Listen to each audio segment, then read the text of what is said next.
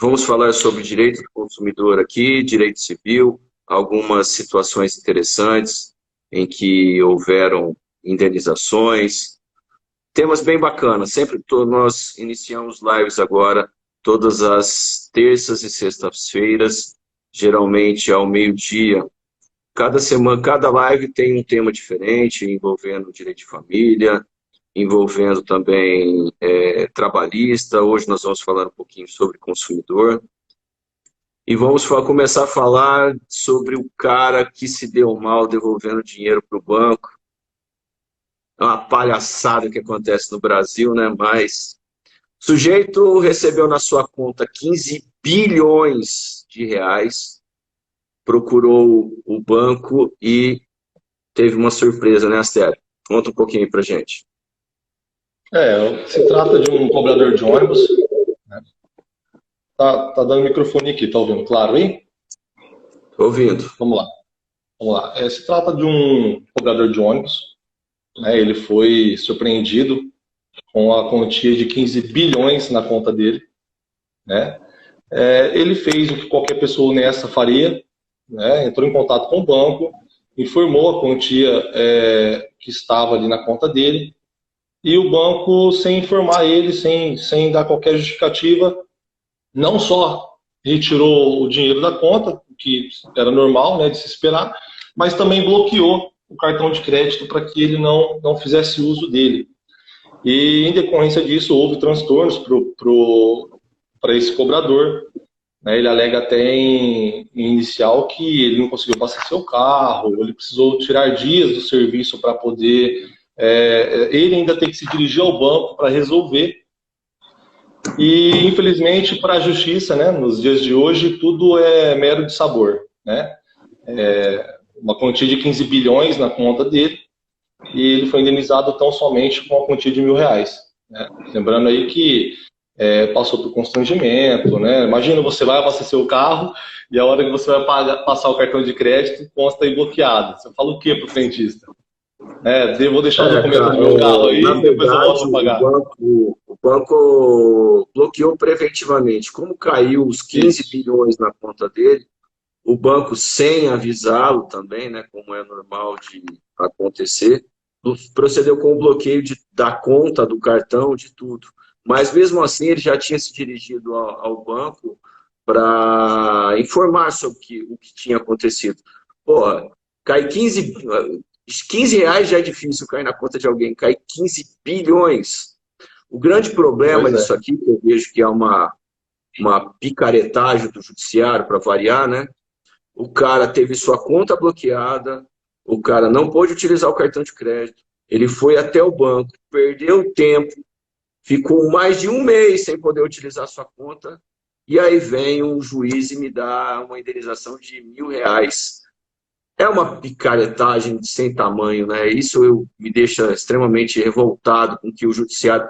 Se caísse o dinheiro na conta do juiz, bloqueasse a conta do juiz, seria R$ 1.000? Um dia, né? Imagina um dia de bloqueio. Né? Pois é.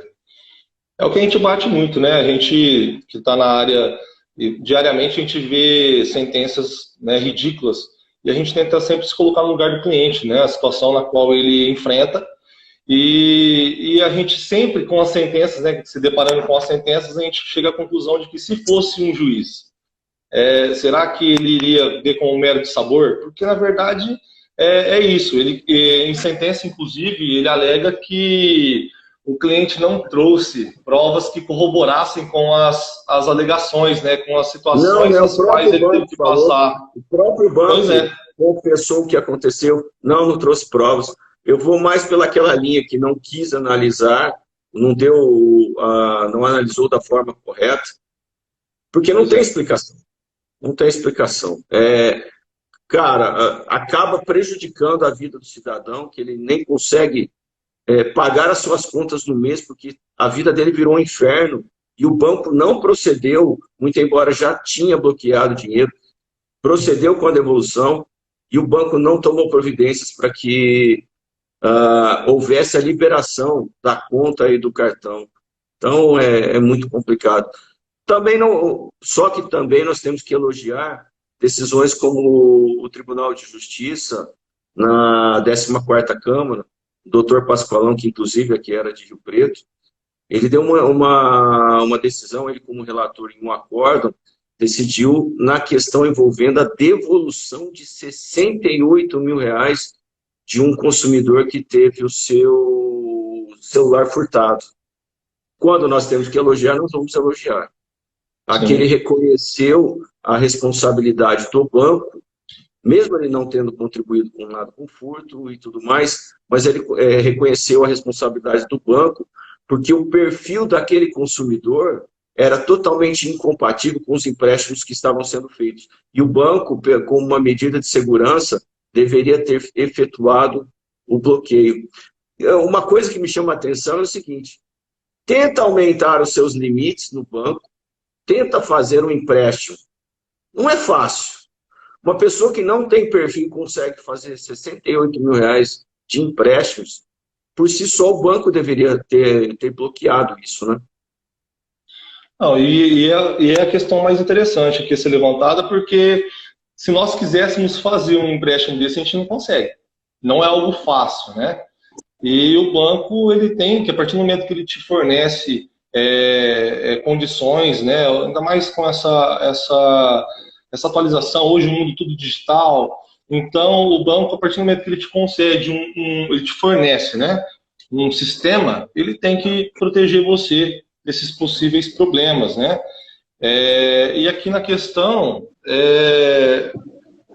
foi muito boa aí o acórdão da decisão pelo relator, que beneficiou essa cliente porque as instituições bancárias respondem, né, objetivamente pelos danos causados por fraudes ou delitos, né, por terceiros. Então, acho que nesse caso agiu de maneira correta a sentença, não podia ser diferente, né? Uma outra coisa também que tem que se elogiar foi a questão da 14ª também, da questão do boleto falso. Muitas pessoas estão caindo nos golpes do boleto falso e do falso empréstimo. Gente, não existe empréstimo que você primeiro paga para receber o empréstimo. As pessoas estão caindo muito nesse golpe. Não existe empréstimo que você adianta qualquer valor. Assim como a questão do boleto é muito complicado. Vem o valor correto, vem o nome da instituição, vem um boleto perfeito para você pagar. Só que, diante de algumas particularidades, os bancos estão sendo condenados a restituírem os valores aos consumidores. Nós temos até um caso no nosso escritório essa semana, de um cliente que entrou em contato conosco dizendo que ele caiu num golpe, né, de boleto falso, e que, na verdade, não foi nem de boleto falso. A questão aqui foi, inclusive, de empréstimo, né, que nos remete ao assunto anterior. Ele alega que entraram em contato com ele para oferecimento de empréstimo e mandaram eles pegarem e assinar toda a documentação, registrar em cartório, né? Ele mandou a documentação e eles disseram, inclusive, que o score dele estava baixo. Então, que ele tinha que pagar uma quantia de R$ 200 para que eles aumentassem o score e então disponibilizassem o valor do empréstimo, que seria do empréstimo, né? Então, assim, as pessoas ficarem muito atentas, porque, de fato, não é fácil fazer empréstimo nos dias de hoje, entendeu? Nesse caso em questão, que você está levantando do boleto falso, né, até foi o entendimento da 14ª Câmara, porque o cliente entrou em contato com a empresa para o pagamento do boleto, né? Ele entrou em contato com a empresa e minutos depois entraram em contato com ele, tinham todos os dados deles, tinha inclusive o valor do boleto exato para pagamento, entendeu?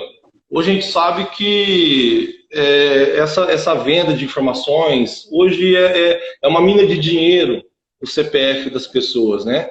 Então isso já não tem mais fronteiras, isso aí Vazamento de dados também. Exato. Semana passada me procurou uma pessoa, que eu até vou mencionar aqui, que eu acho interessante. que existe um escritório de advocacia que trabalha na questão do aumento de score. A pessoa me questiona, não, o advogado ofereceu esse serviço e tal, não sei o quê. Eu falei, opa, peraí, o que que tem que fazer? Lógico que eu não vou expor ninguém aqui, mas a pessoa pagaria determinado valor, as dívidas que estavam inseridas no Serasa seriam eliminadas e o score seria subiria um score. Eu ouvi dizer já, não tenho como provar isso, mas que esse tipo de prática está crescendo muito, muito. E algumas pessoas estão conseguindo. Mas como elas conseguem? Só existe uma forma. Alguém lá de dentro está vendendo esse serviço. Então, ela tendo acesso ao sistema, ela pode apagar e ela pode aumentar o score. Isso é um grande problema, mas aí é uma questão de fraude interna. Assim como nós também sabemos que inúmeras instituições financeiras, empresas de telefonia, enfim, estão tendo os dados vazados. Nós, consumidores, pura e simplesmente por termos os dados vazados, nós não temos direito à indenização nem pleitear nada. Quem tem o direito de fazer algo, por exemplo, é o PROCON, mas vai uma multa coletiva e não uma multa individual. Então, isso faz com que fique o acesso muito fácil. As empresas nem sempre se protegem de uma forma muito eficiente e o vazamento de dados, quando acontece, inclusive, por meio de funcionários, é muito claro, é muito evidente, muito fácil de acontecer. Então, como você falou assim, o CPF é uma mina de dinheiro. Você tem tudo, muito fácil. Hoje, tudo que nós vamos fazer, coloque os seus dados, insira seus dados, e-mail, telefone, CPF, RG, endereço, tem tudo. Então, acaba ficando muito fácil. E a questão também das compras online, você tem que inserir os dados do seu cartão. Fica armazenado com o vendedor. Se os dados desse vendedor forem vazados, teu cartão de crédito vai junto. Então, é extremamente complicado. E essa questão do boleto falso vem muito a esse encontro. Como que os fraudadores têm acesso aos seus dados? Como os fraudadores têm acesso ao seu boleto do financiamento do seu veículo? Sim. Nós temos casos, né, de parente, inclusive, né, não vou citar nomes, que foi para quitar, por exemplo, entrou em contato com uma empresa, né, não vou citar nomes, para quitar as parcelas do carro, as parcelas restantes do carro. Foi gerado o boleto para ela exatamente no valor em que ela precisaria para quitar. Ela só não caiu no golpe porque no momento em que ela colocou os dados do boleto para efetuar o pagamento, apareceu um outro destinatário que não era a empresa na qual deveria ser, entendeu? Mas por pouco, e depois se ela tivesse feito a transferência, como é que ela ia conseguir esse dinheiro de volta? Não consegue. Então a pergunta é, como que essas pessoas têm acesso a essas informações? Infelizmente, nós entramos em uma outra questão, que é aquela em que, para as empresas, é melhor ela pagar as multas, né, entre as coletivas e tudo mais, do que precaver, né, se precaver com sistemas de segurança ou até mesmo para facilitar a vida do consumidor, porque o que ela paga de multa traz para ela muito mais vantagem, compensa para ela se manter no ilícito, entendeu? É o famoso ilícito lucrativo. Foi um detalhe que você tocou aí que é muito interessante. Quem for fazer um boleto, pagar um boleto, tiver a dúvida da autenticidade desse boleto, coloque o seu celular no código de barras e tudo mais. Mas antes de confirmar o pagamento, veja se está indo o dinheiro para o credor corretamente. Porque se for golpe, vai aparecer normalmente o nome de uma pessoa física. Só por isso, você já vai saber que é golpe. Ora, você tem um financiamento no Bradesco, no Itaú, qualquer financeira que seja, vai aparecer ela como destinatária, e não o nome de uma pessoa física. E essa pessoa física normalmente é um laranja, não é o estelionatário. Para se encontrar o estelionatário, vai ser muito difícil. E para receber o dinheiro, mais difícil ainda. Então, o que nós, advogados, fazemos? Entramos contra o credor, porque ele tem a obrigação de resguardar os dados. Se o estelionatário está com os dados do financiamento, é porque houve falha na segurança. Exato. Exato. Por um lado é bom, porque né, os tribunais têm julgado nesse sentido, né, que as instituições financeiras elas respondem objetivamente pelos danos gerados por furto interno. Né? Então, assim, é uma forma de resguardar o cliente. Mas lembrando que uma coisa é a gente ter que provar. Qual que é o maior problema hoje na justiça? É tudo que nós alegamos a gente conseguir provar, como o caso desse cobrador de ônibus. Quer dizer, a própria ré, o próprio banco trouxe nos autos de tudo o que aconteceu, né? As situações nas quais ela expôs o consumidor, e mesmo assim o juiz entende que é um mero de sabor. Ou seja, com provas, ele já não foi restituído no valor que deveria. Né? Aí é um grande problema. Ao mesmo tempo que tem alguns que entendem essa responsabilidade objetiva das instituições, outros também entendem que não. Então ainda é um campo, não é muito certo, mas a única forma que nós temos é pedindo a responsabilização do credor.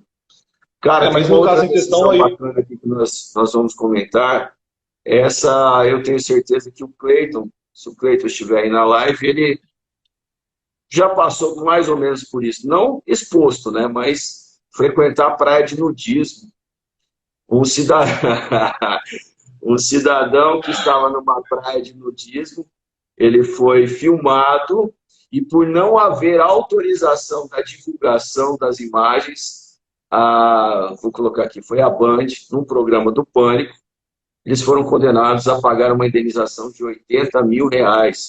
A questão não é só a divulgação, o valor foi alto, mas não só pela divulgação da imagem, mas pela chacota que fizeram, né, com o cara.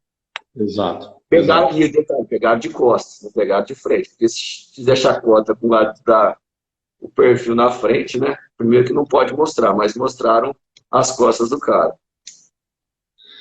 Mas é uma situação que nos gera estranheza. É aquela conversa que nós estávamos falando. Infelizmente, tudo se remete, grande parte das sentenças nos remete a isso, né? R$80 mil. Tá, nós temos que considerar que o dano moral ele não deve gerar o enriquecimento ilícito. Mas me responde, um juiz numa praia de nudismo, se vai frequentar ou não, é outros 500. O que ele faz na vida particular dele é problema dele. Você já imaginou se fosse ele o exposto numa emissora de TV? Nessa situação, será que 80 mil vai gerar para a pessoa a restituição de uma possível chacota que ela vai receber talvez ao resto da vida? Então é uma situação complicada, né? Uma situação complicada. Primeiro porque a pessoa estava no local apropriado, né? Lembrando que esse tipo de local não é permitido gravar imagens ou qualquer coisa relativa a isso, né? Ou seja, você está num lugar desse, para quem é adepto a esse tipo de situação, se coloca num lugar como esse para viver ali o naturalismo, né, que é o que eles alegam. E você não pode nem mesmo vivenciar isso sem se preocupar em alguém estar gravando você e você depois ser exposto em rede nacional. É uma situação realmente bem constrangedora, desagradável. Os caras... Bom, todo mundo conhece o pessoal do Pânico, né? Sabe que o pessoal entra pesado na brincadeira, né? E ridicularizaram, cara. Muito embora ele apareceu por 4 segundos nas imagens. Então, essa questão de divulgação de imagens sem autorização, que é a grande chave do negócio, não pode divulgar. Será que se o cara soubesse o que seria falado e divulgado, ele teria autorizado? Com certeza não, né? Com certeza Mas não. só pura e simplesmente por divulgar, já haveria a indenização por danos morais. Mas divulgar e ainda fazer chacota aumenta a indenização. E é o que você falou. É nível nacional, pô. Todo mundo vai ver. Imagine a família, os amigos, todo mundo zoando, porque o cara estava na praia. Às vezes ninguém sabia que o cara era adepto a isso. E aí ainda filma o cara, ridiculariza o cara. Acaba sendo um negócio bem constrangedor, né? Sim. Aí a gente volta nessa situação. Será que 80 mil é o suficiente? Lembrando que eu acho que nesse caso foi um valor razoável. Aí eu entendo que foi razoável. O que eu acho que não é razoável, e está uma briga na justiça, é a questão de diferenciar valores entre homens e mulheres. A Justiça de São Paulo, a Justiça Federal de São Paulo, derrubou uma normativa que impedia a diferenciação entre valores entre homens e mulheres. Existem os dois lados, isso é complicado. Na prática, você até entende qual que é a estratégia dos estabelecimentos comerciais, dos bares e boates. Mulheres pagam menos, homens pagam mais. Consequentemente, onde as mulheres pagam menos, vão haver mais mulheres e, consequentemente, isso gera o efeito dos homens irem nesses lugares. Então, os bares e boates aí alegam que não poderia haver, por parte do poder público, uma norma impedindo que eles cobrem como eles quiserem. O PROCON foi acionado e tudo mais sobre essa questão de, ao mesmo tempo que você tem uma estratégia de cobrança para ganhar mais, você também afronta a questão da igualdade. É extremamente complexo isso. Sim, eles vieram na contramão de uma nota técnica, né, de 2017 que trazia a igualdade de gênero. Né? A gente sabe que esse tipo de situação é feita para marketing, como você mesmo bem falou, é para atrair mulheres e automaticamente vem mais clientes, homens buscando, né, essas mulheres. Então, a gente tem que pensar que o Estado, em teoria, não deveria fazer parte desse âmbito privado, vamos dizer assim, né? Querer impor esse tipo de situação de como você deveria colocar ou não, quais valores cobrar no seu estabelecimento, eu acho que foi uma decisão pertinente, inteligente do juiz. No entanto, a minha preocupação é que, a partir do momento que foi feita essa nota técnica, que isso possa trazer precedentes a outras situações, né? O juiz usou como fundamentação de que são permitidas, né, determinadas diferenciações, desde que não sejam para causar humilhação, discriminação ou ofensa à dignidade das pessoas. Ou seja, então, se a gente abrir um precedente para isso, então todas as vezes em que não caracterizar esse tipo de humilhação, nós poderíamos ter diferença entre igualdade de gênero. Então, é o que, na minha opinião, pode vir a gerar um precedente para outras situações. Entendeu? Com relação ao bar, particularmente eu acho que foi uma decisão inteligente. Até porque eu acho que não cabe ao poder público querer adentrar esse mundo privado em que a livre concorrência poderia colocar os valores que bem achar conveniente no seu estabelecimento. Como nós falamos, é uma questão de estratégia, né, cara? Determinados bares, eles usam esse tipo de estratégia para atrair o público, tanto masculino como feminino, porque é atrativo para a mulher e no lugar mais barato. Só que aí é o seguinte, os homens também vão querer ir nesse lugar justamente porque algumas vezes, inclusive, até determinado horário, mulher não paga portaria, entrada, qual termo que seja. E isso chama com que é um chamativo para os homens irem até o lugar. E normalmente o homem consome muito mais do que a mulher, né? Normalmente é isso. Existem mulheres também que gostam de tomar uma gasolina aí. Mas a prática mostra que os homens bebem muito mais que mulheres. Então, é um chamariz. A questão da intervenção do poder público nas atividades privadas como essa, eu não entendo que é muito razoável. E outra, né? É uma coisa que não tem que se preocupar. Tem tanta coisa para se preocupar e regulamentar. Agora, querer regulamentar sobre o preço de entrada entre homem e mulher. A questão que, por exemplo, houve uma regulamentação que é interessante, é você poder entrar no cinema sem que você porte, por exemplo, uma garrafa de água, um sorvete, não tem que ser comprado através do cinema. Mas você pode comprar em outro lugar e entrar. Esse impedimento que tinha, isso sim era razoável se quebrar, permitindo a entrada com outros objetos, e não exclusivos do cinema, né?